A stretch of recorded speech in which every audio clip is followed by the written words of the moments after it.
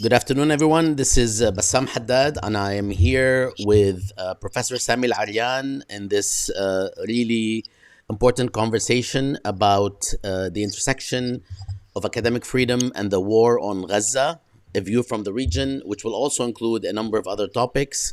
I am delighted to be speaking with Professor Al-Arian, and we are going to also share that this is part of the Palestine in Context project, or the Gaza in Context project, which addresses the current war on Gaza and has included a very large number of teach-ins, as well as podcasts and conversations on the ICJ and beyond, the International Court of Justice. And we also have a number of resources that are available to educators in particular, but also to laypersons interested in learning more. You can find all of the material at palestineincontext.org.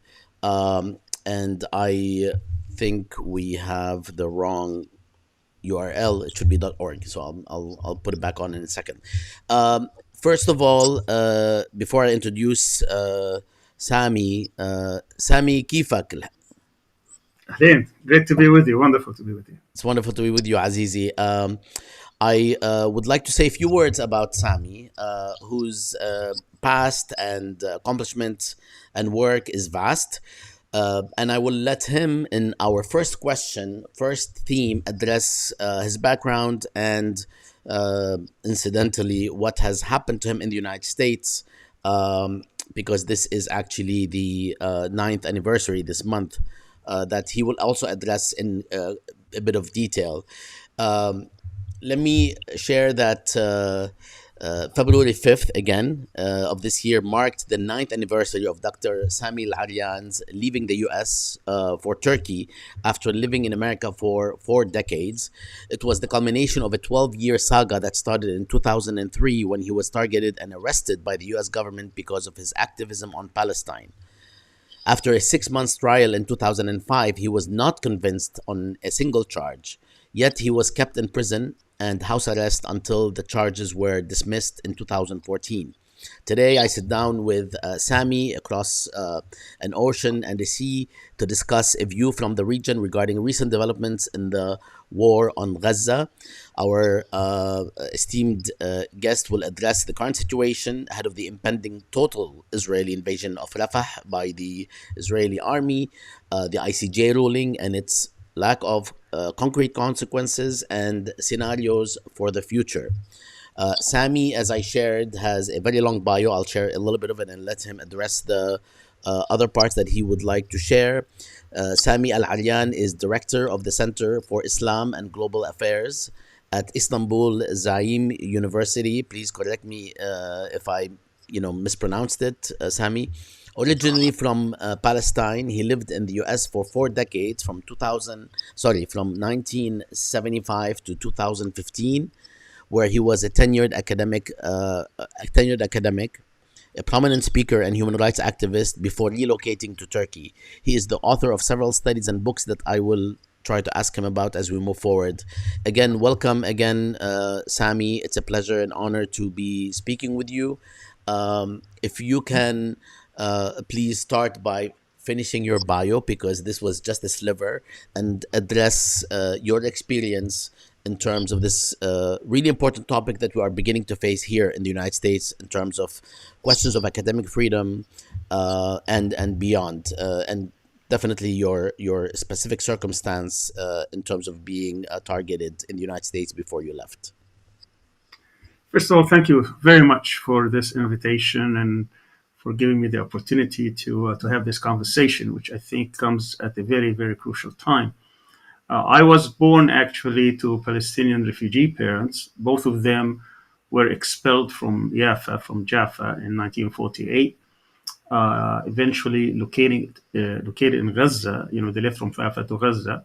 My father left to Kuwait in the mid 50s. He got married a year later. I was born in 1958 in Kuwait in exile. And I was there until about 1966, after which we had to, not by choice, but by force, because my father refused to become an informant, to Egypt. So I grew up in Egypt, and I left in 1975 to the United States because, again, as Palestinian, I couldn't get to the college of my choice in Egypt, even though I had the grades. So when I arrived, I was like 17 years of age in the United States back in 1975. I got my bachelor, master's, and PhD successively. And then I was hired as an assistant professor at the University of South Florida in 1986. And of course, when you live in the United States, it's a different world to what you been used to. Of course, as a Palestinian, Palestine grows with you. I mean, if I didn't live in Palestine, Palestine certainly lived in us. All our conversations, all our people, relatives. When you see them, and of course they're scattered all over. The talk would be about Palestine, whether you talk to your grandfather, you take your grandmother, your father, mother, uncle, and so on and so forth. And of course, I lived also through the tragedies. Even though I was only 9, I remember very vividly what happened in 1967, being in Egypt and the defeat that took place. I also lived the 1973 war, the 16 days that happened from the beginning to end. I understood also what happened afterwards, all the different political maneuvers and political steps that was taking place. We lived through Camp David with Sadat coming. I was in the United States at the time, and his before that his trip to Jerusalem and the shock that the whole world, particularly in the Arab world, felt it. I lived through the Lebanon War in 1982. These were very difficult times, the same as we're living today. I also lived through the first Intifada as well as the Oslo Accords, which I opposed vehemently. At the time, I was also already a tenured professor when this happened. I was also, before that and after that, I was editor in chief of a magazine that came in English. And I remember writing a long article, which I called The Handquake, which is the handshake and the earthquake. So I call it The Handquake, in which I basically made the case why this was a huge setback for the Palestinians, and that it's not going to work. And I think our prediction, me and many others, I wasn't the only one, of course, who opposed the Oslo Accords as being a huge step backward in the Palestinian issue. I always talked about the centrality of the Palestinian issue, not only for the Arab people, but also for Muslims and even the whole people who are against exploitation, imperialism, colonialism, and the like. That this is the one case that people can rally around, the same as in other eras, apartheid South Africa, and of course throughout. I was very active. I established many organizations, including 2 that focused on Palestine. I convened many conferences that focused on Palestine, particularly between 1988 and 1992 during the first Intifada. And throughout this, as I was going also through many campuses, I was targeted by different Zionist groups. I remember that every time a Zionist, a prominent Zionist organization headed by the most prominent Zionist in the Tampa Bay area, they would call the department and try to find out if I was going to apply for tenure that year. And the year I did apply for tenure, they tried to derail this. There has a huge campaign for me not to be tenured. But despite this campaign, I was eventually tenured that year. And after that, the campaign started to try to dismiss me from my position. And because I had a relationship at the time with somebody who we brought in as a scholar, because he was a scholar in his field, and then he left and became a prominent political leader of some of the resistance movements back in Syria. We were raided. I had established a research center called World and Islam Studies Enterprise. That was basically shut down. And then as after my house was raided, I was suspended from the university for a couple of years. There was an investigation by one of the most prominent lawyers in America, somebody who was the head of the American Bar Association as well as the International Bar Association. And after 5 months investigation, he said that everything we did was absolutely magnificent and great, and he just praised our work. I was brought back in 1998, but after 9/11, again another campaign ensued, and I was suspended. And after that, I was threatened that I would be dismissed. When that happened after 9/11, many organizations, including one of the most prominent organizations that defends professors, university professors, and the tenure system, American Association of University Professors, came to my aid. They conducted an investigation. They found that I did absolutely nothing wrong.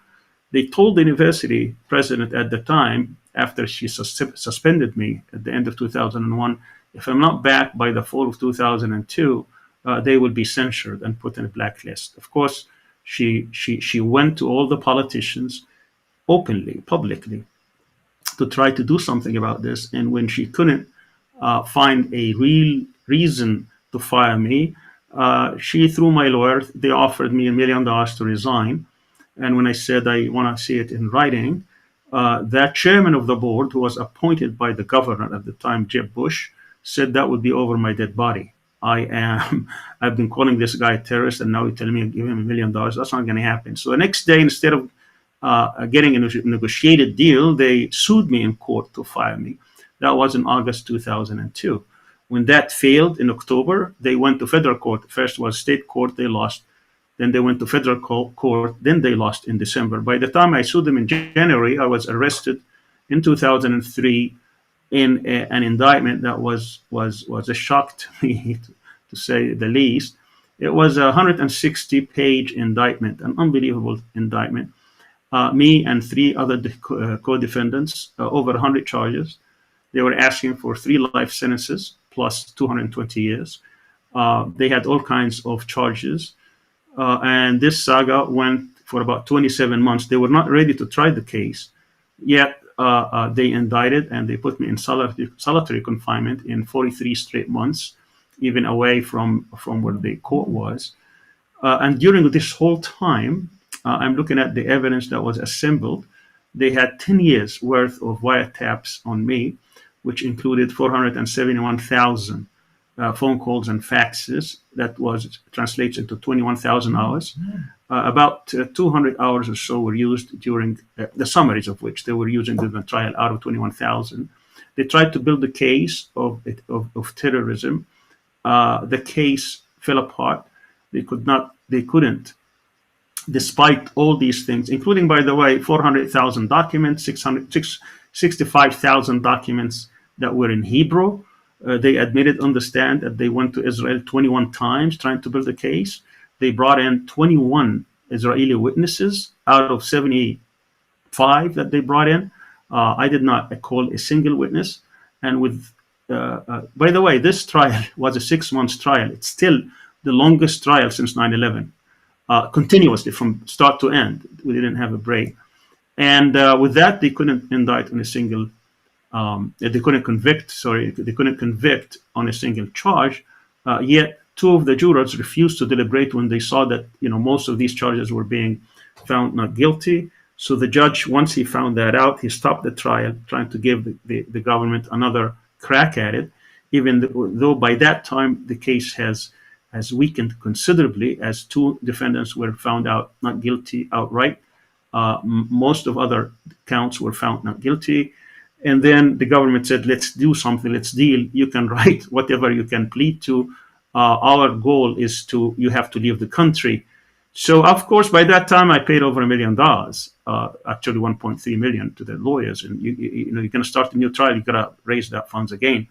So after consulting with many lawyers, you plead for something that is insignificant, that you're not really ashamed of, which is, I hired a lawyer for my brother-in-law, and time served, and you leave. And that was the agreement. But the judge changed that at the last moment to give the government the opportunity to come with another case, which they did within a few weeks. So another case was brought in Virginia. This was in Florida. And during that time, I'd been to 14 different prisons, going around from one to one, just making it very difficult. Throughout the 12 years, it was about, over 14 different prisons. So anyway, that came under the pretense that they needed me to testify, which I said, I'm not going to testify to anything. We've already agreed that on a deal that I will not cooperate. I will leave the country. I gave up all my rights in this country. You can't force me. And of course, the person who was behind this was a Zionist, very well known Zionist. By the way, he's the same prosecutor who's trying to bring Julian Assange today. And he's been through many other defendants trying to basically punish them for their political opinions. And he's well known Zionist, as I said. Anyway, but what he wanted to do is to put me in a trap. If I testify, he's going to say you lied in the course of a terrorist organization, 25 years, and if you refuse to testify, that will be contempt of court, and that would also be about 25 years because it's in the course of investigating a terrorism case. So either way, he got me. But for the first time, I had a judge who she saw through this, and she refused to proceed with the trial. She gave me bail and house arrest, and then she did nothing. After about 6 years, they knew that this is going nowhere, so they dismissed the case. And then I didn't have any place to go because when I came here, I was a Palestinian refugee from Egypt. By that time, a coup has taken place in Egypt. I couldn't go back, and I couldn't go back even before then, except with the agreement of the government. They didn't agree. But eventually, a friend of mine who knew someone who was very close to the president of Turkey talked to the president of Turkey at the time, just been elected as president. And when he heard the case, it just happened that he was meeting with the vice president then, which was Biden. And he told him, I want this person. And then 2 weeks later, Biden called him and said, you can have your Palestinian scholar. This is what I've been told. And that's how I ended up in Turkey. But that's basically roughly very quickly how this happened. But of course, the reason this has happened, I tell you, is just because I was not just speaking about Palestine everywhere, but I also, during the fight against secret evidence, which is another phase that many people don't talk about, in '96, there was a law that passed Congress in which they could use secret evidence against basically Palestinians, Arabs, and Muslims, in immigration courts, in which someone would be arrested and not knowing what they're arrested for. And they would be using secret evidence that was legal. And then judges would put them behind bars, either trying to break them down, deport them, or get them to turn against whoever the target was. I led that fight. I was the president of a coalition that included at one time over 25 different organizations. And we were getting pretty close to decision makers, people in Congress, in the White House, trying to overturn this law. And we got pretty close because we got it past the Judiciary Committee. The people on the other side, by the way, were all Zionists, prominent Zionists who were opposing us and trying to keep this bill. I remember in one of the hearings, we had two of the victims of secret evidence, and we had David Cole, who's now the legal director of the ACLU, and the legal director at that time was somebody with the name Greg Bujayim. But on the other side, we had the ADL, American Jewish Congress, American Jewish Committee, and Stephen Emerson. That's who we were going against. And even with that assembled opposition, we were able to prevail in the Judiciary Committee 2062. We got it introduced in the Senate, but time ran out before we could get it passed. And when we restarted this, by that time, a lot of people blame me for getting George W. Bush into the White House because he won simply Florida and with it the presidency. And when he won Florida by 537 votes, and we endorsed him at the time, and we provided to him thousands of votes, and therefore we are to blame. I accept that we did that, but the reason we did that was because the Clinton administration, and behind it, the Gore, obviously, who was his vice president, they wouldn't let go of secret evidence. They were defending it everywhere, and they made it very difficult for our community actually to have civil rights. On the other hand, George W. Bush himself came against secret evidence during the campaign for the sole purpose, because that was through me, so sole purpose of getting that endorsement. And for the first 9 months before 9/11 happened, actually they studied the issue and they were going to ban the use of secret evidence. That meeting in which he was going to make that announcement was on 9/11, by the way, same day. Wow.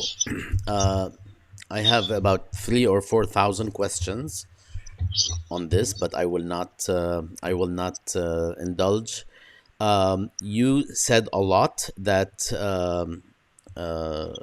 that I know from looking even at my text and email and some of the platforms that people would like to know more about. And I'm sorry that you had gone through this. We've talked about this before. I visited you when you were at home under house arrest here in the U.S. and I know the details. But if someone wants to learn more about your case, because we are looking at the shape of things to come in this country, in the United States, and it does look like there will be many similar cases, even if you and I talked recently that the situation today is different than 20 years ago or so. What are some of the resources people can draw on to learn more? And I know that there's been documentaries as well, which a lot of people would be interested in. Yeah, there is a documentary that was done by a Norwegian crew. It won even awards. The name of it is USA versus Al-Arian, Yeah. and it can be found on the internet, and it's free. I mean, you can watch. It's about 98 minutes, and only talks about the trial phase of it. So there's a lot there. Also, there are several interviews, I think, a couple at least, with Democracy Now, with Amy Goodman, in which one of them, I think, was one day after I got into Turkey, in which I was free, because during the whole time I wasn't really free to talk. During that time, many things were happening. Even I authored a book that I couldn't put my name on it at the time because I was under house arrest. At any rate, yeah, there is a lot of stuff you could find on the internet. I have several interviews also. I didn't do much interviews about the details of this. There is a website, I think it's still active. It's called freesamialarian.com. There's a lot of stuff. There's a lot of historical stuff there, including my poetry. I wrote many, many dozens of poems when I was in prison, so you can find them also on that. So anybody is interested, find that there. Okay, and perhaps we will publish some of these references in the post on Jadaliyya when this actually comes out shortly. Um, did you say you were placed in solitary confinement? I was for 43 straight months, even during the trial for 16 For months, how many months? 43 straight. And during the trial, I was put in the women prison. So I wouldn't even have people in the next cell, even in solitary, to talk to. So I would be in a unit that would be four cells. I'd be the only one occupying because it was in the women's section of the prison. And then the whole pod has 16 units. All of them would be empty. I would be the only one in a huge section or wing of the prison. In the women's section, I would the only male, and then to humiliate me more, they would have all women guards looking after me.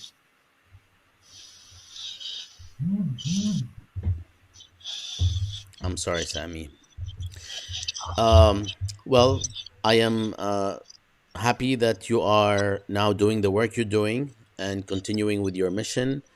We all learn from this experience and from your fortitude. Um, and we will keep going thanks to, again, the resilience of people like yourself. Sami, I want to move to another set of topics, and one of them, which was probably not on everybody's mind at this moment, given the impending Rafah total invasion.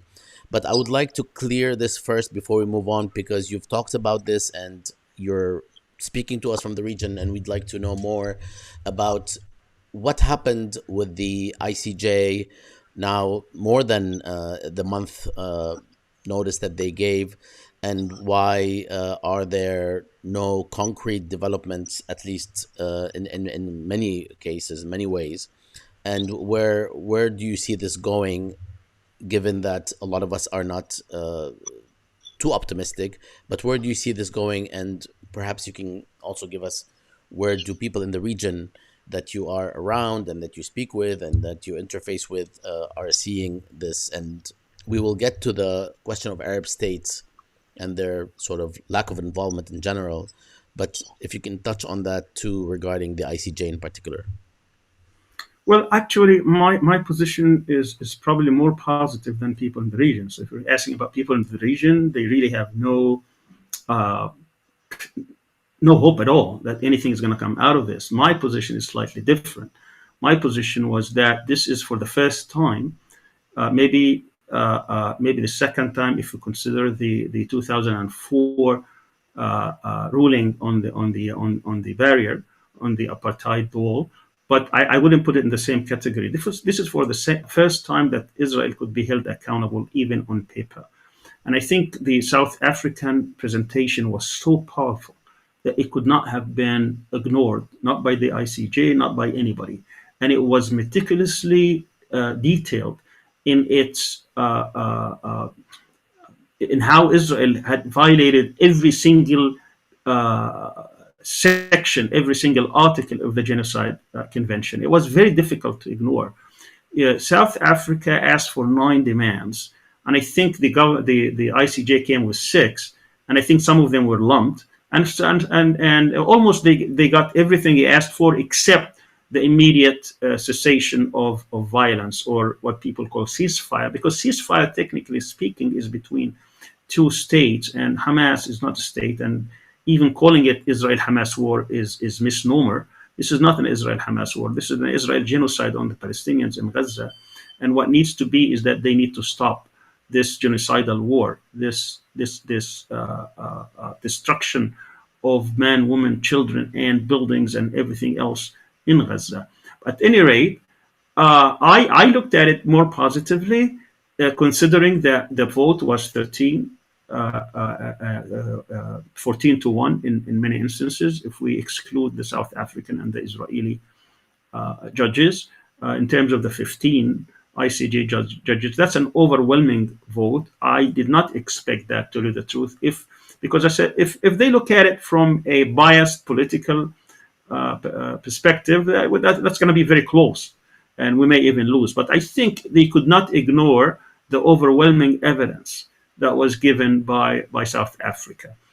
They came back basically telling Israel that you are pretty close. They're not going to rule on whether or not this is genocide, but they came pretty close, telling it that all these actions, especially when you hear the judge, and it's an American president, and she doesn't have a good track record on these things, but she came with the introduction basically telling Israel that all these are acts that have been proven, and they are acts of genocide, and that they are very close to committing this, and that they should stop. When you tell somebody stop any act of genocide, you're basically accusing them of making or conducting genocide. You tell them, and then in the second demand, you said your army should not be committing any kind of genocide, and then you said in the third one, you should not be inciting any a crime of genocide. In the fourth one, you should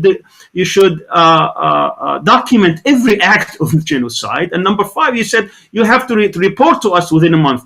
All 5 demands here are basically pointing towards what Israel is doing. This is something that hasn't happened in 75 years of occupation. So that should be celebrated, regardless of whether this is going to end with Israel doing anything. We have over 900 resolutions from the UN. 900.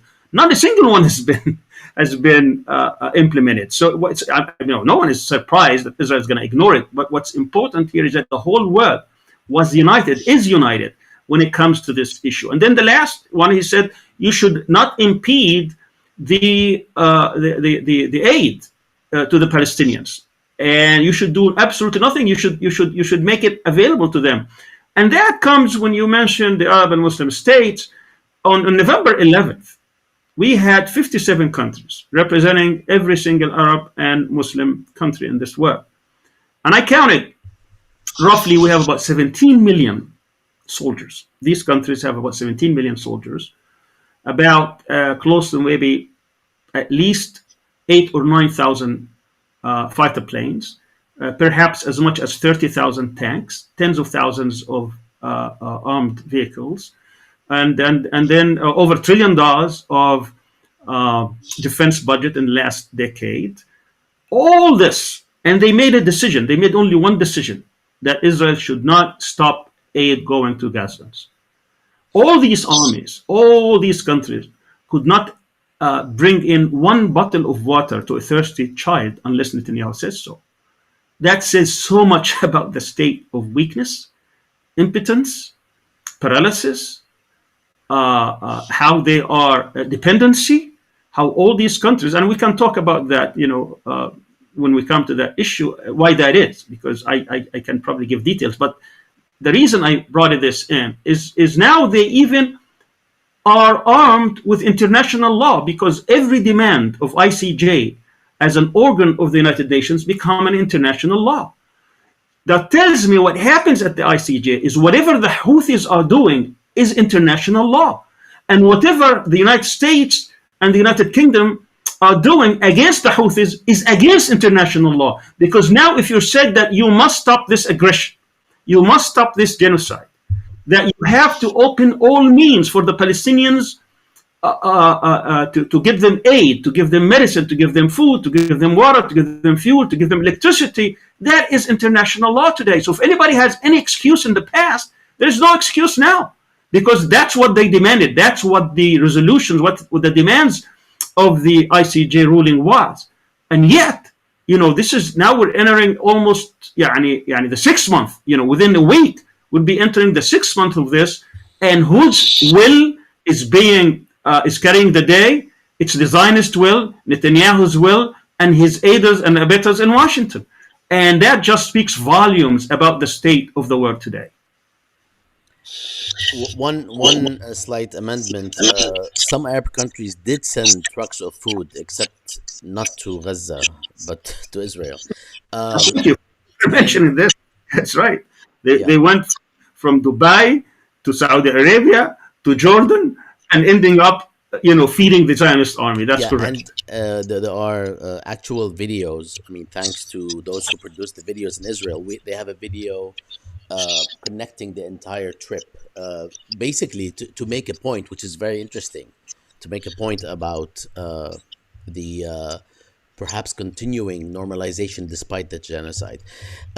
One thing about the ICJ, there is a very silly argument that keeps coming up in various discussions as well as social media commentary, that the ICJ did not charge Israel with genocide, did not actually rule on it.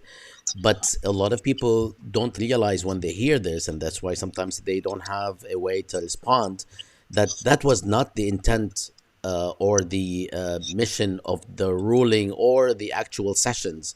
There's no such thing as determining that this is a genocide after the first set of sessions. The idea is whether you can assume that there is a plausible genocide or not. And the ruling was that there is. And then, of course, later on, we will find out more. And this is the kind of thing that a lot of people are not necessarily as hopeful. But as you said, the very fact that this has actually come to that level of international discourse is unprecedented, and clearly has shifted the discourse globally and locally in various locales on the topic, notwithstanding governmental positions. All right, thank you so much, Sami. I would like to move on to the question that is on everybody's mind, which is the impending invasion of Rafah and the potential grave deepening of the humanitarian crisis in Gaza that is already unfathomable. I mean, those of us who, just watching the footage is infinitely sad and traumatizing and difficult. I cannot imagine what people are going through, especially now in 2024 when we are able to see almost everything. And people in Gaza they know full well that everyone can see almost everything. That has a psychological effect that's very different from that direction than in most other wars, if not all of them, with the exceptions of some of the ones that are happening today. So can you tell us a little bit about the Rafah situation in terms of the conditions that you find there, in terms of the military situation and prospects, and the potential for a ceasefire? As we heard from President Biden, there might be something happening in that regard by as early as Monday. I am not sure how this was gleaned or produced as a statement, given the recalcitrance that we are witnessing, the very explicit recalcitrance this time from Israel, over and above the declared statements by Hamas and other groups and many other states that a ceasefire is something that can be worked out.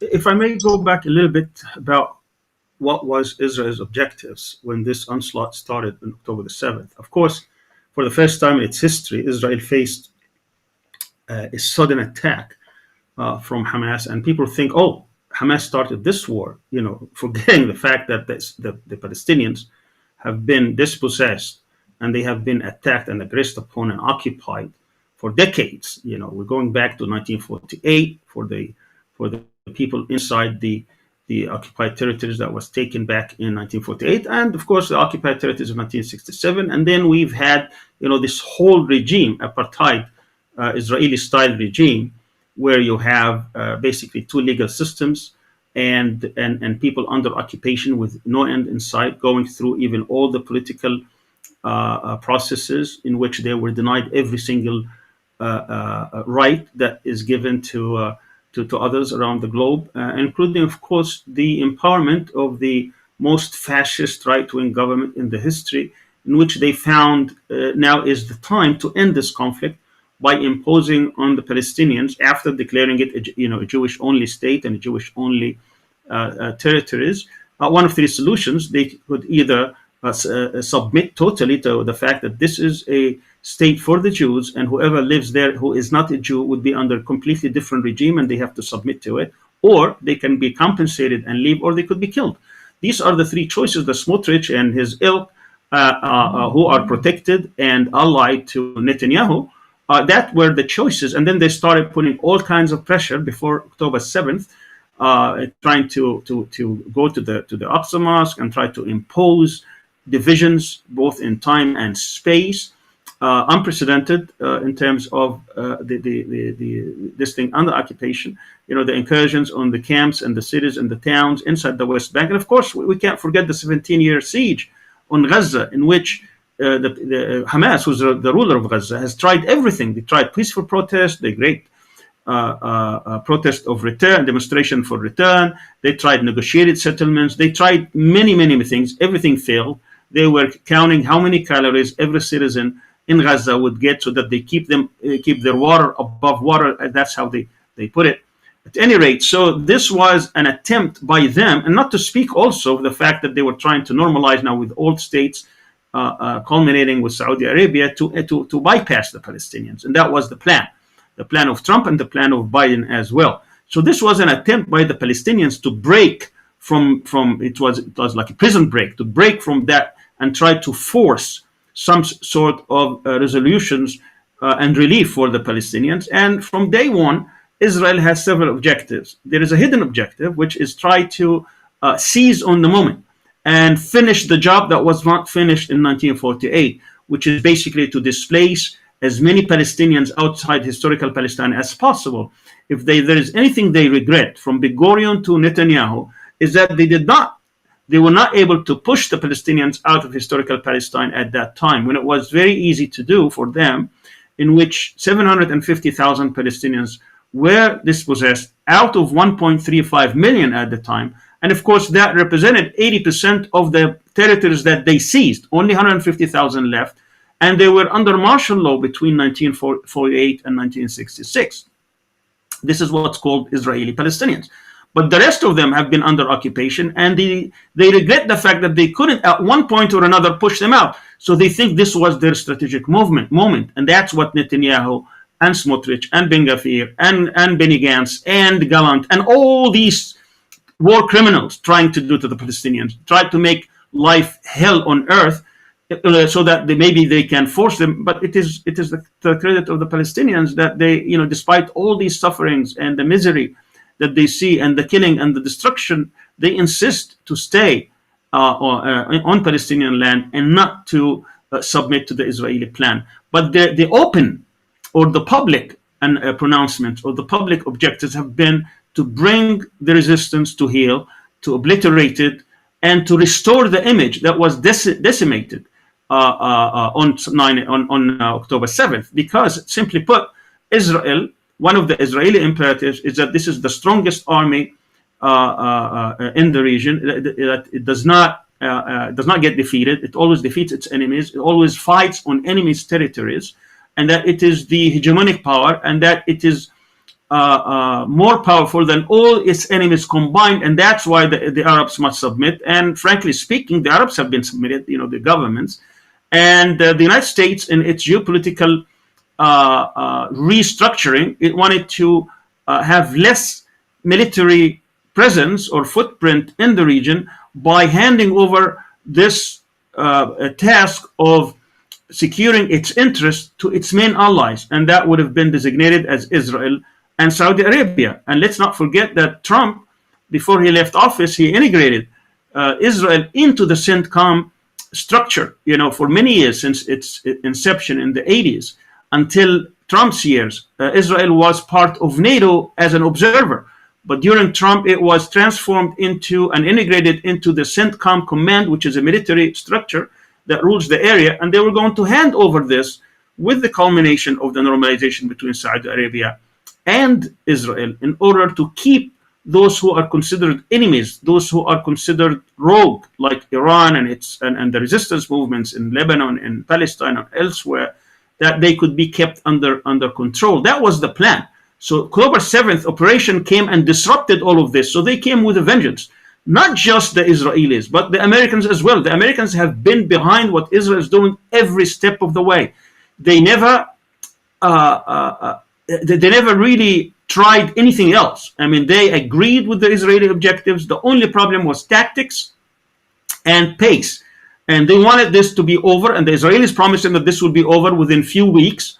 4 months into this, and they're not even close to getting this over. And Americans now would like to achieve the Israeli objectives, which is basically to change to get rid of the resistance movements, to make sure they are disarmed, and that the Palestinian Authority or some other replacement will take over this on political terms rather than in military. Because what happened with all the killings, 29,000 plus perhaps as much as 8,000 under the rubble, we're talking about close to 70,000 injuries, many of them actually for life. We're talking about the destruction of perhaps as much as 60 to 70% of the buildings, of the residences. All the universities, all 11 universities have been decimated. 340 schools, mosques, churches, hospitals, clinics, bakeries, shops. Everything has been. This is done deliberately, and every single one of them is a war crime, is one of the evidence of committing genocide. And yet the United States has not asked Israel to stop this. 3 times they vetoed the resolutions that were calling for ceasefire. And this whole thing is to make sure that Israeli objectives would be met. And that's what's not happening. So what's happening in Rafah, just to get to your question, is that they kept telling people, bombarding them and pushing them to go south. There is no more south. Rafah is the last south. Rafah is about 55 kilometer squares out of 365 kilometer squares, which is the area of Gaza. Now the next south would be Egypt. And that is the Israeli plan all along. And now America tried to convince the regimes, the regional states here, Egypt, Jordan, other places, that this is good for the Palestinians and it will get rid of this problem. But they understand that if this happened, there will be greater problems. Let me give you one small story that happened actually in 1949. If you remember, 1948, Palestinians were driven out, 300,000 of which were driven from their villages into Gaza. But Gaza didn't have the wall and all the things that we see today. These villages were not razed by Israelis and erased from the face of the earth. They still existed. So the Palestinians used to go from Gaza to their villages at night and sometimes for days, getting their cattle, getting their stuff, getting to their houses and resisting some time. And Gaza at the time was 565 kilometer squares. It wasn't 365 kilometer squares. And it was ruled by an Egyptian officer. His name was Mahmoud Riyad, who later became the foreign minister in Egypt. So what happened? The Israelis, whenever they get this kind of resistance, Palestinians infiltrating, going into their villages, into their homes, they would go and retaliate against the Egyptian armed forces in Gaza. So the guy got so tired of this, he went behind even his own people, and he went and signed an agreement with Israel at the time in which they will create a buffer of 200 square kilometers in which the Palestinians will not pass. This is today's Gaza's borders. And then he signed this agreement and filed it with the United Nations. What did the Israelis do? They just went ahead and took it. They just took it. And guess what? This 200 kilometer kilometer squares are what is today what is called the periphery of Gaza. That's where all the military bases that were raided October 7th. This is all the settlements exist where it happened in October 7th. This whole thing was actually Palestinian territory right after the truce, after the armistice plan between Egypt and Gaza in January 1949. This happened in February to 1950, 1 full year after the armistice plan. Israel just grabbed it. So what happens in Rafah is that Netanyahu would like to finish the job by, in his sick mind, getting victory by obliterating the resistance movements, Hamas and Jihad. Even if the captives are killed, he doesn't really care about them. And the problem is that there's a whole pushback against this. He's using this now to try to free as many as possible. And if you would like, we can talk about this negotiations taking place. But what Biden is basically hoping for, because now he sees that his gamble on Netanyahu has backfired. He promised him that he will do the job before the end of the year. First, give me a month or two, then give me the end of the year, then give me January, and now February. Now it's 6 months. It's not panning out. It's not happening. So what he wants to do is to fulfill these objectives through political means by pressuring those who are pressuring the resistance movement. The negotiations is not between Hamas and Israel. People have to realize the negotiations today in Paris or in Cairo or in Doha is between the Americans and the Israelis. The Americans and the Israelis negotiate. The Americans go and tell their clients that this is where things stand. Go and make Hamas accept it. Hamas comes back with a counter proposal. They give it back. Now the Americans go and try to see what they can get and what they can reject. This is what's taking place. It's not real negotiations, but the Americans and the Israelis agree on 98% of the objectives of what needs to actually happen. But here, the United States, of course, has broader considerations, which is the United States cannot simply look at this region without looking at its interest worldwide. China now is the real challenge. This is not the unipolar moment that took place between 1991 and roughly 2017. This is emerging as a multipolar world. They are losing in the Ukraine, so Russia is going to become even stronger than it was 2 years ago. And the US wants to salvage what it could salvage by leaving this very, very important region in the hands of its allies. But it cannot do that until it teaches a lesson to Hamas so that model would never be looked at positively in the region. People would only remember the genocide, the devastation, the destruction, the killing, rather than what happened actually on October 7th against the Israeli army. So this is where we are now. What could be scenarios? What could happen in Rafah? I mean, several things could happen. It all depends, of course, on what happens on the ground. And certainly Israel is losing a lot of its soldiers, more than what it is declaring. It is not true that they are only losing 500 or 600. I think they've lost much, much more. There are Israeli sources that points to at least 22,000 Israeli soldiers that have been injured or hospitalized in different hospitals across. People are aware of this. People are also devastated for the destruction of the Palestinians. And we're talking about basically civilians, children. 70% of the victims are women and children. These are people who are targeted. An article and that came out, I think, 2 weeks ago by the magazine 972, in which the guy spoke to 18 different intelligence officers, and he told him how the people are being targeted in Palestine, and they relaxed the standard. And the standard, if someone is targeted, they don't need to know that he is on the other side. If they suspect someone's telephone, then they can kill him, and then they can kill with him 20 others who could be innocents. This is what we're dealing with. We're dealing with people who think Palestinians are human animals. Um, I I don't know what to say.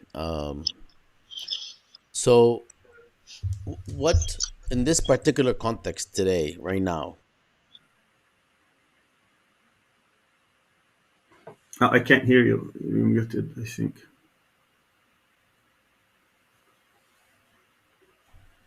as in this context today, as we are witnessing uh, this so-called negotiations, which clearly the powers that be are able to guide, and the issue is not to address the needs of people in Gaza, but to negotiate the extent to which Israel is willing to do XYZ or not do XYZ. In all of this, and this brings us to the question of Arab states. Honestly, I'm gonna address the Arab states, not Muslim states or Muslim majority countries. I mean, we can talk and debate this for a long time, but these are the states that are more directly affected, not just locally, sorry, geographically, but in many other ways. These are the people or the countries where people are addressing, thinking about, or most of them about what's happening in Gaza day and night, compared to other places. So, where are these states? And I'm not asking this because I don't know the answer at all, or people don't know the answer at all. But we'd like to hear from you, given your proximity, given your experience and your knowledge, and what you said earlier about wanting to address this further. Where are these states? And we're not asking or talking about even, I mean, nothing close to military action. We're talking about very basic things that many other non-Arab and non-Muslim states have already done throughout the world. Where are these states from these negotiations and slaughter? Well, when we talk about Arab states, we talk about Arab governments rather than Arab people. So I need to make this distinguish. This is a very important distinguishing feature. So when we talk about the states themselves, the governments themselves, most of them are American clients. I mean, we're talking about Egypt, Jordan, the Gulf states. Even if they have sentiments that are pro-Palestinian, they cannot act on these sentiments because they have allied their security interests with the United States. The United States has many cards, or at least that's how they perceive it, that the US has many cards that it can play against this very crucial issue in which they cannot dare to cross the United States. So they basically doing the US bidding. So within that context, people have to understand that there are 63 military bases, American bases in the region. A lot of them in Arab states. There are 12 Arab states that have American bases, meaning that these Arab states think that their security interest allies with the United States, and they're not willing to defy the US, even if they disagree with this policy of genocide. I mean, I would take some of them at their word that they really care about the Palestinians. They don't want them to be killed or destroyed. Yet they would favor the being allied with the US over what cards that they could play in order to pressure the US to stop this genocide. We have to understand that all these states have very powerful cards that they refuse to play in order to pressure the US. I was with a Kuwaiti parliamentarian a few months ago, probably in November, when he said, we're doing everything we can to do this. I said, no, you're not. And he said, what do you mean? We're not selling them oil. I said, you don't have to sell them oil. You sell oil. Oil is a strategic global commodity. If you cut your oil by only 10% this week, and the next week another 10%, another 10%, you think the price of oil, which is global, is going to stay the same? Of course not. And if all the states start using this weapon, of course the US will immediately get attention. How about not receiving your money in dollars? Just get it in any other currency. Let's see how much the dollar will stay strong. There are so many things that can happen in Jordan. When the king of Jordan or the government of Jordan say, you can do whatever you like, but here are the deadlines. You can't go to the US embassy. You can't go to the Israeli embassy. Okay, you can't do this. You can't do that. And people just comply. I mean, come on, people are being killed. They are being killed in Palestine literally every single day, massacred children and women, and yet people are looking like this is, maybe I don't think people got used to it, but we become numb to this. People do not want to. They're afraid of going to prison, or afraid of being arrested, or afraid of something happening to them. But also we have to note that there are governments which are defying this American will. We have talked about Yemen. These Houthis have been doing an unbelievable job. And as I said earlier, now whatever they are doing is according to international law. International law says today that those who help, those who commit genocide are partners in crime. The US is a full partner in this crime. They provided Israel with all the weapons and all the political protection and all the cover that they needed to do. And actually, they probably even enabled them to start with. Yet, the Houthis are the ones who are taking the brunt of the attacks today by the Americans and by the Brits in order to stop what they are doing. And believe me, this is getting noticed. And now the people, the Houthis didn't have great reputation, but among the people today, a lot of people who disagree with the Houthis have been championing what they are doing. And that's very important. And those who don't see this, they're not seeing what's happening here. And a lot of people do not understand also the policy of Hezbollah, because a lot of people were denouncing that, why they're not joining. And of course, that would have been suicide. But what they are doing also is getting a lot of results and now being noticed and appreciated, that what they are doing also is making a difference. 1/3 of the Israeli army has been tied to the north. That means they are not free to go and roam and wreak havoc in Gaza. It also means that you have almost as much as perhaps 200,000 settlers in the north that they have to go south, and they're putting a lot of pressure that this war cannot continue and stay on. And we can say the same about Arab Iraqi resistance. Just imagine if all the things that people have, civil society organizations have, maybe parties and social movements, have they marshaled these resources, certainly they could threaten the interests of the United States, and certainly they couldn't get it to move. Let's be honest about this. This war will not stop because Netanyahu will make it stop. It is in the interest of Netanyahu to continue this war. Otherwise, he will be out of a job and probably in prison. So it is in history to prolong this war as much as possible. But also, more importantly, geostrategically, he cannot accept that Israel was defeated for the first time in the battleground, that they were hit before they even know it. They have been defeated, and where they have hostages or captives in which they would have to exchange them for a lot of Palestinians who have been held in prison for decades. So he couldn't take that. So he's trying to force either a surrender or a political settlement in which he can declare victory. And the United States is helping him doing this. And the Arabs, unfortunately, are also helping in doing this. Just look at Egypt. Look at the sorrowful state of Egypt today. The Palestinians would not have suffered as much except that with the complicity of the Egyptian government. What they have been doing is unbelievable. I have relatives in Gaza. 12 of them left a couple of weeks ago. They had to pay $60,000 to leave. And another 16 this week, they had to pay $90,000 to some mafia boss in Sinai that is splitting his money with some officials in Egypt just to get out. And I'm talking about elders. I'm talking about people who have no place to go. And not to talk about also the destruction that is taking place. The people don't have food, don't have medicine, don't have anything, and yet no one is doing it. When Berlin was under siege by the Soviets, what did the Allies do in the 50s? They had airlift every single day. Are you telling me that the Arab states cannot do this every single day, or even Turkey or other places? Of course they could. But what is the problem? The problem is the American influence, American pressure, because they know, as Trump says, I can ruin Turkish economy with one tweet, and he did. When people, and we're talking about good people. I mean, I know you don't want to talk about Muslim states, but this is no.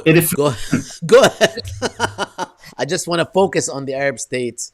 I'm the same. This is just a reflection of the enormous American influence in the region. That's why I always tell people, you can't talk about anything right now, any other national project, Renaissance project, Arab project, Islamic project, before dealing with the foreign influence. Because foreign influence will not allow you to do any of this. And if you were doubtful about this, look at what happened in the so-called Arab Spring. They're not going to let you have democracy. They're not going to let you have unity. They're not going to let you have scientific advancement. They're not going to let you have any kind of economic prosperity. None of that. Because anything like that happens, that means that you could be challenging Israeli hegemony, and they're not going to allow this. So all what they do is try to control you. So the first number one priority is to get rid of foreign influence. And the height of the foreign influence is Israel, is the presence or is the existence of Israel. So this talk about one state, two state is meaningless, because at the end of the day, Zionism is the problem, is the root of the problem. I tell people this is not a religious problem. This is not even a problem that should be looked at in terms of suffering of the Palestinians, great as it is. This is a problem about the future of this region. Either this region would be independent and would be able to advance, or it will have to be under the thumb or the boot of the Israeli and the Zionists. That's what we're facing today. And that's what Israel represents. A Zionist is somebody who would not allow any other nation to actually become a challenger to it. And therefore, they have to be powerful than all these so-called enemies combined. And if we were doubtful about this, all what you have to see is just see what the Palestinians had to go through when they challenged Israeli hegemony and Israeli power. And what we see today as the Palestinian presence, if the Arabs don't do anything, it will be their future.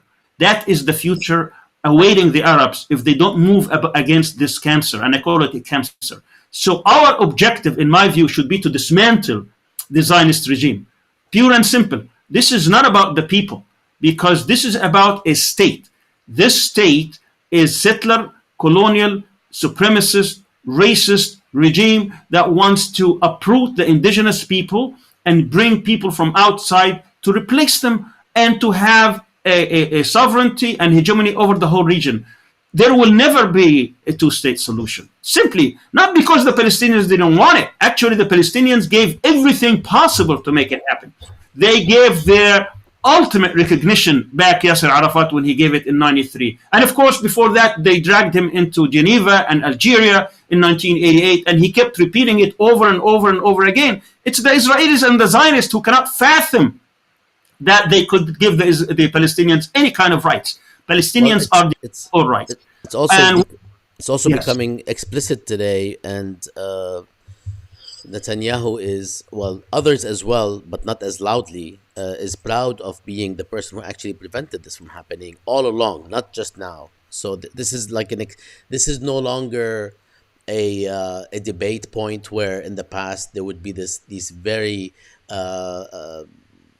evidence poor statements about Palestinians not wanting, as you said, a state.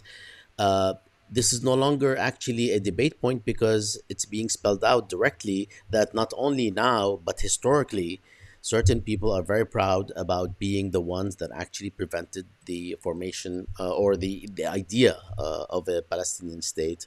Not that, not that people are aware, not everybody's aware that even in 1993, even the Oslo Accords, even the peacemaker Rabin, the talk was not about a Palestinian state, period. It was always going to be in the books less than a state. It wasn't even a full-fledged state with full sovereignty and so on. And I want to come back to future scenarios and how you envision this would develop, especially in relation to the fact that there are more than 12 or so million people in that area, and what you might envision. But before that, I would like to ask you something specific about the area south of Rafah, where Egypt is said to be building some holding space. Have you heard about this? And is this a rumor? Is this how do you read this? If indeed you've looked into that.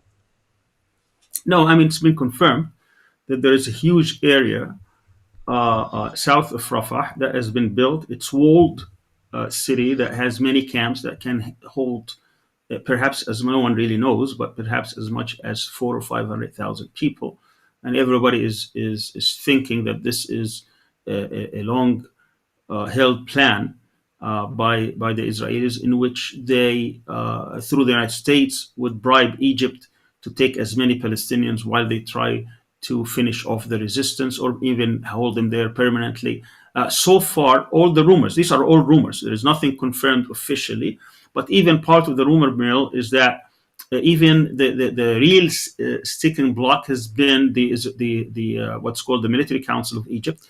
As I said earlier, they have problems with the people of Sinai. Sinai has about 600,000 people, and they're having difficulty controlling them. So having another 500,000 or 600,000 Palestinians or more, in which there will be angry Palestinians, you will not be able to control them. And then they, once you have them, then you are responsible for them. That would be a huge risk for the stability of Egypt and the stability of the region. And if the Israelis, as we've heard also, they want them even to be removed further into Egypt, that also be a huge responsibility. So if these rumors are confirmed, then what's happening here is that the U.S., through the U.S.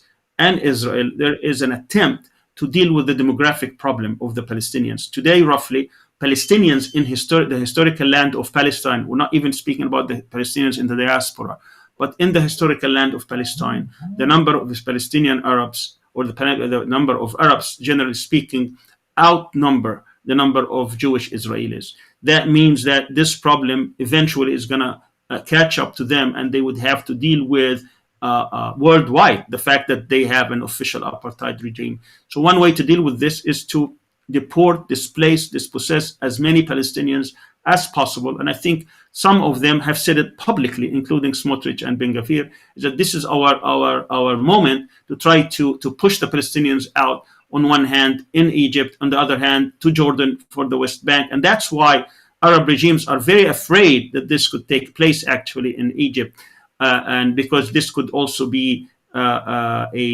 wider scale in the West Bank, and therefore every single regime, at least on record, saying that they're against this.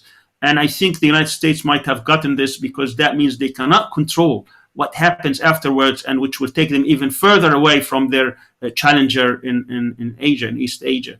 So your question is, could it happen? I think if it's left to Netanyahu and his ilk, of course they will try to push it. Is it probable? I would say I wouldn't give it a lot, maybe 10-20% chance, not more than that. But it's still possible because, again, I don't think we should take Netanyahu or his war council serious about what their plans are. On the other hand, the whole notion of what comes after Hamas, I think, is premature. We're not there yet. The resistance hasn't been devastated yet, and I don't think also the what's happening in South Lebanon, northern Palestine, is over by any means. Hassan Nasrallah is on record saying, and of course when he speaks in the name of those who support him, whether in Iran or Yemen or Iraq, that they will not allow the decimation of the resistance. If he is true to his word, and if we come close to that, if the Israel comes close to that, we're going to see what's going to happen in the north and how it's going to develop. Is it going to be a wider war? Because that certainly is not in the interest of the United States, and certainly will shake things up to the point where Israel itself, I think, may implode. Because I don't think, yes, they are capable of doing to Beirut and Sur and Sidon and Tripoli and Baalbek and other places what they did to Gaza. But at the same token, this is not just Hamas.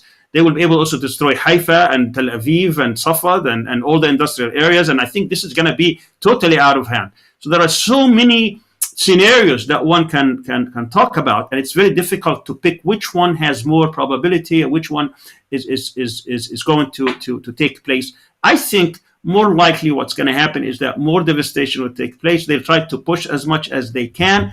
They will try to get hostages or captives released in the next couple of weeks. Biden, when he says something is going to happen on Monday, probably along the lines that there will be a 40-day temporary ceasefire in which about 40 captives would be released, probably with 400 Palestinians, and lots of food aid coming in. And then we'll wait. What comes after that, that's going to depend on the dynamics within the Israeli society and also within America, because we're coming closer to elections. And I think it's pretty clear. I think today you have primary in Michigan. What's going to happen in Michigan? If the uncommitted ballots get, let's say, 50 or 100,000 ballots, that's a huge statement. Biden simply cannot win a re-election without Michigan. It's pure and simple numbers. Right now, there are six battleground states. He's losing in five of them, and the sixth one, which is Wisconsin, is winning by 0.3%. So it's very well could be that he could lose all.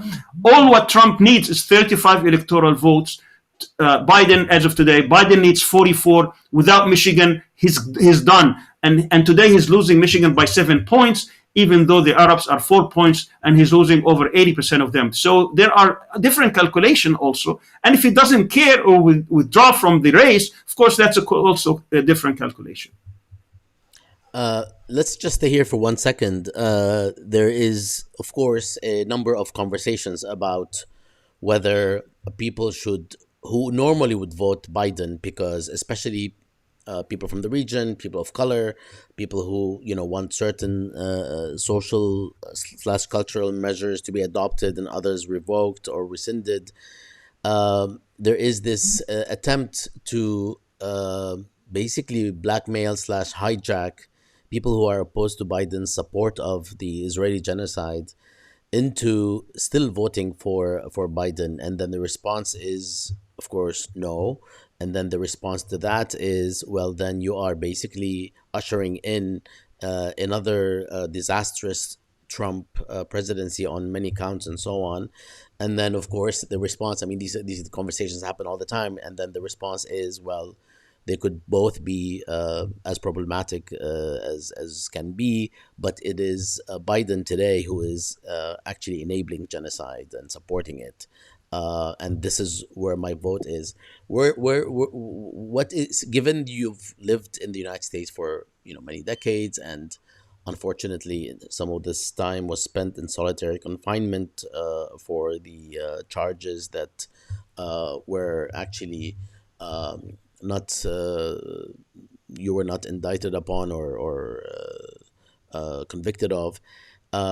Where do you stand on this in terms of this debate? How do you see the dangers of a from afar of a Trump presidency, given that Trump has actually gone, I wouldn't say uniquely farther than others, because we've seen what Biden has done. We've also seen what Obama has done, to the disappointment of so many people that had higher hopes, and of course, many before them. Where do you see this going if Trump indeed wins, and where do you stand on this kind of attempt to blackmail the vote against Biden? There are many points to be made, but I will only make 2 points. My first point is that Biden cannot win because Trump is perceived as being worse. I don't think anybody can do worse than genocide. I think what Biden has done is something that is unconscionable. And he hasn't been repentant, he hasn't been remorse, and actually he's doubling down. Just a few days ago, they had their third veto, and he's seeing children being killed every single day. We know exactly what's going to happen tomorrow. We know exactly what's going to happen day after tomorrow. And all what he's doing really is just enabling the Israelis to continue this onslaught. They have even bypassed Congress in giving them more weapons, more tonnage of weapons. Palestine, Gaza, has taken up to 70,000 tons. That's about 4 Hiroshimas. The Hiroshima was 15, and then Nagasaki was 20 kilos. That's about almost 4 of nuclear weapons combined. That's what's happening in Gaza. He cannot be rewarded. Now, on the second point I want to make, which is about Trump, no one is a fan of Trump. Everybody knows, what kind of person he is. He's despicable. But the good thing, or the one positive silver lining, is that Trump could actually undo the American empire, which would be a great service to the whole world. I mean, Trump is unhinged. Trump is not someone who is in the service of the deep state. Trump could do whatever comes to his mind.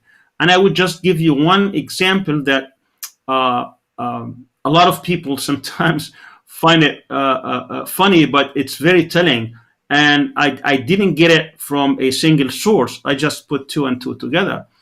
If you remember back in 2018, just to tell you how unhinged Trump is and how he makes policies and how he makes decisions that will benefit him personally and not in the interest of the state or the empire.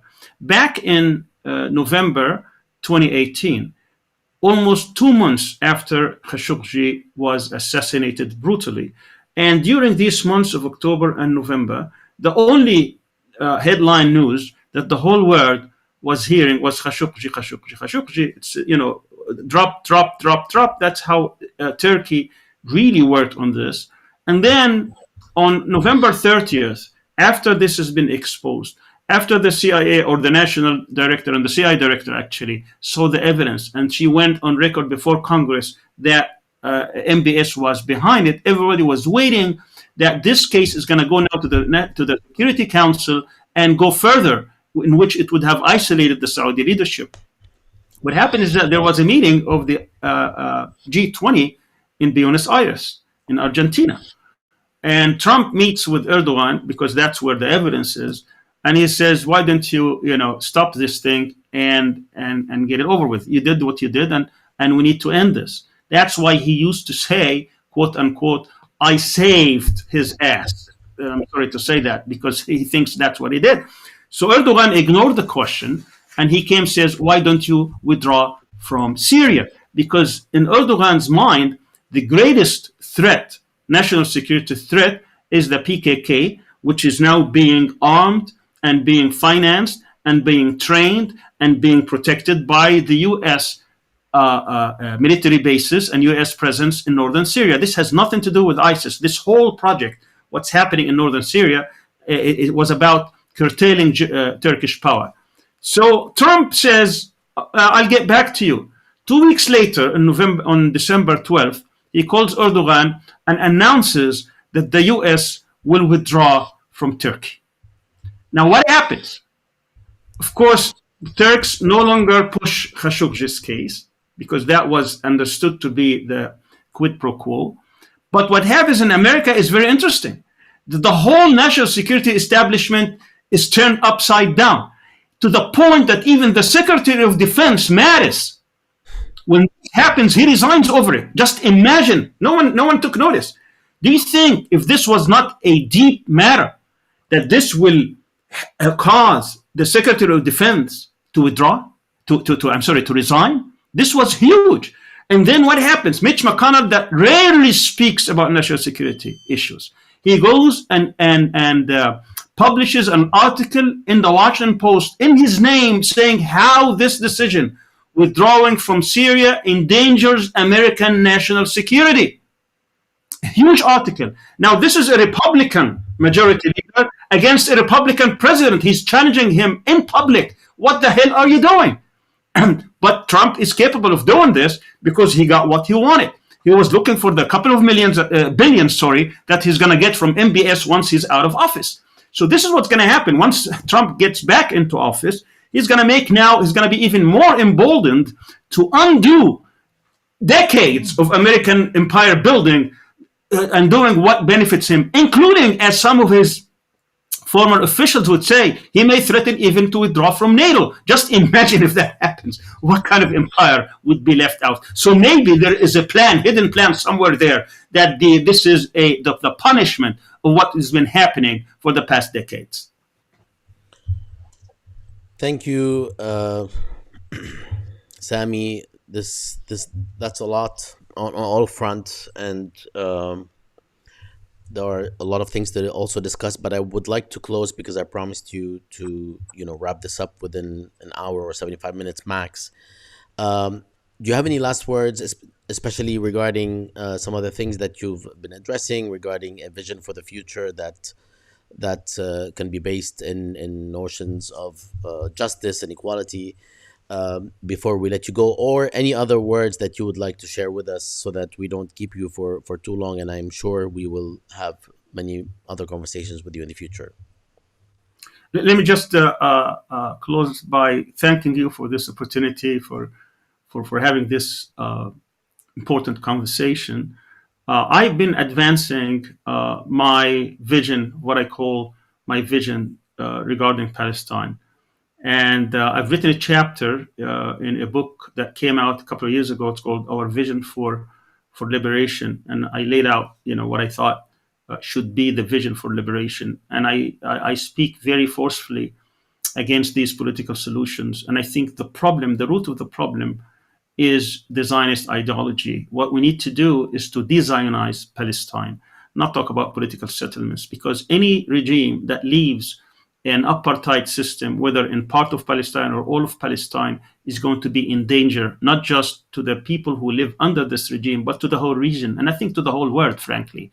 So, and I say the only way to de-Zionize Palestine, to dismantle this regime, the same way the South African apartheid regime was dismantled, is that we need a worldwide movement, that we need to build this global movement to free this land, not free this land in terms of, who lives there and who doesn't live there, or who have the right to live or not. That's not the point. The point is that these systems that exist, that maintain this apartheid regime, that maintains this two systems that basically were Jewish only roads and Jewish only laws and Jewish only this and that. That's a system that they created, which needs to be dismantled, because at the end, Zionism represents this settler colonialist, supremacist, racist system that needs to be dismantled. And how do we dismantle this? I think of this Zionist entity as a house.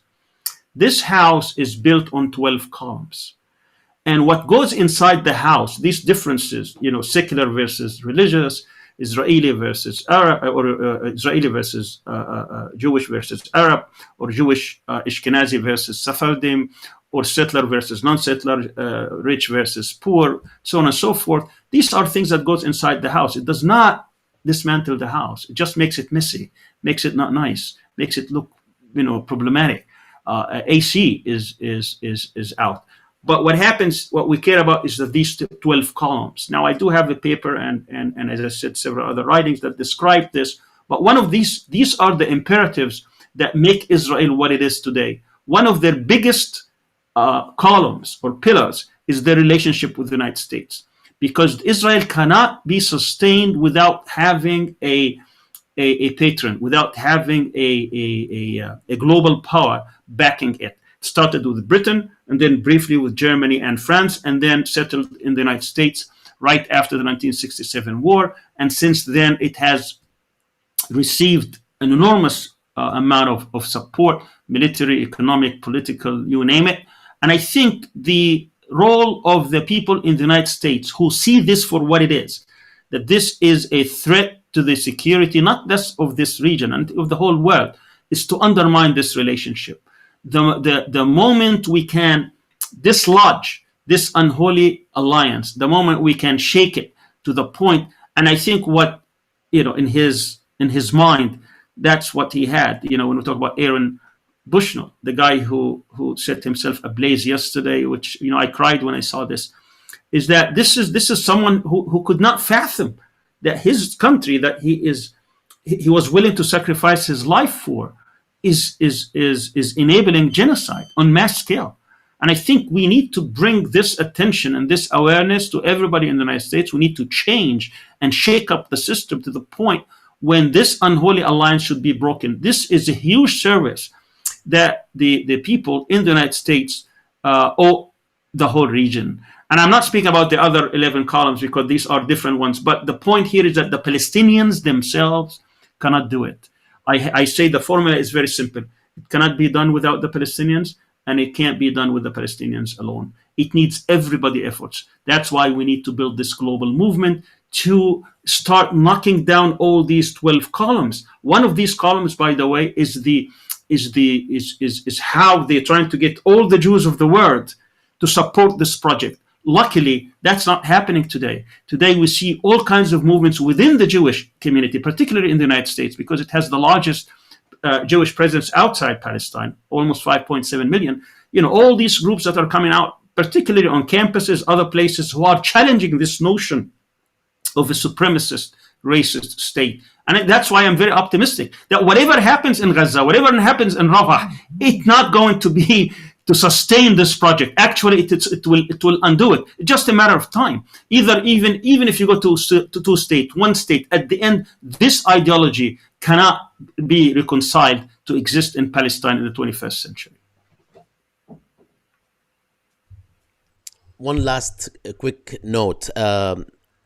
When people hear about dismantling Zionism, especially in the United States, and especially people who have a certain view of what Zionism is, and that view is really bright and just and so on, they assume that people are talking about genocide. I mean, directly, and they gaslight you to the end of the world. You know, when you say something about a just solution, equitable solution that includes equality for all and the absence of any dual systems that is naturally racist, such as apartheid, and where Zionism is actually a foundational ground for it.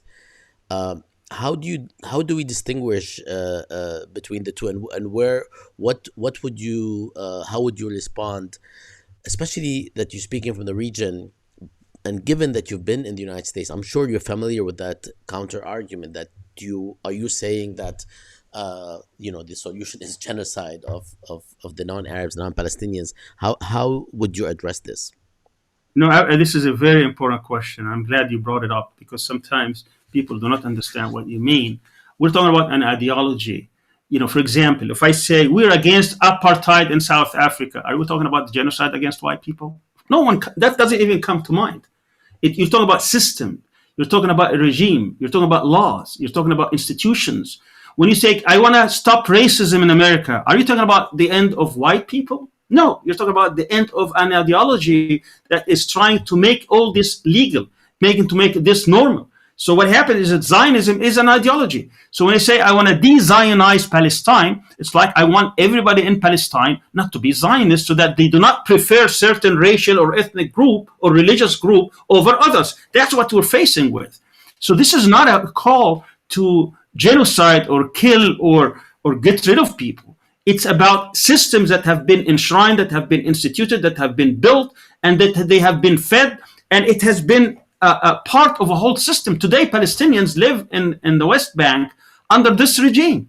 You have on one hand these settlers who enjoy all the rights that Israeli citizens have. Right next to them are Palestinians who are denied all the rights that normal people should have. Every single political, legal, civil, educational, economic, every single thing you can think of, they are denied. Why? Because they are not recognized by the Zionist system, by the Zionist regime to be equal.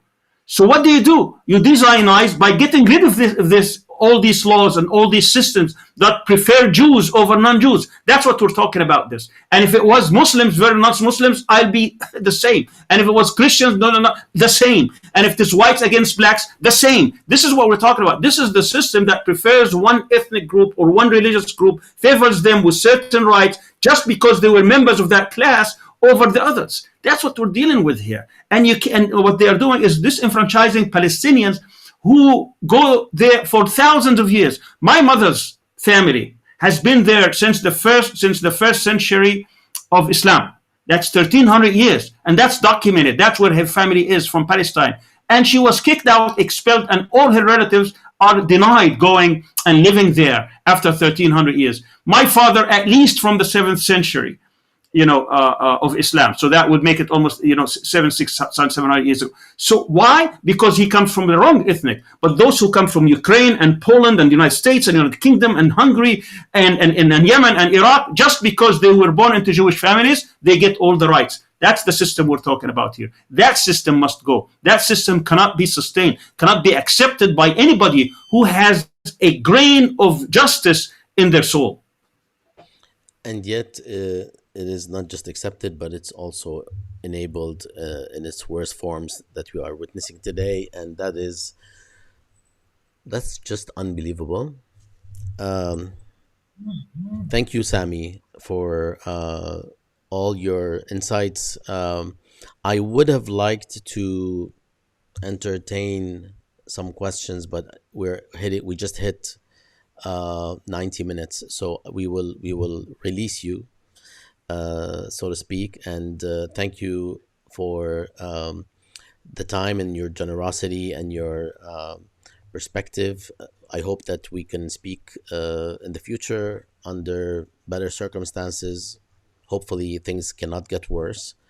And shukran, Thank you. Thank you so much. shukran كتير. And let me just say to everyone that we are moving forward with our conversations on present absent 48 Palestinians, which addresses the conditions under which Palestinian citizens of the state live. And in the next 2 weeks, we will have our fourth iteration of this conversation. In the meantime, please check palestineincontext.org for further events. And thanks to everyone who made this happen, including the 22 plus university research centers, university and research centers who are part of this collective, and to everyone who's in the background doing all the work that is needed to make this happen as well. This labor is so precious, and we cannot thank you folks enough. Um, and that's a wrap. Thanks, Sami. Have a wonderful rest of your evening in Turkey. Thank you. Salam.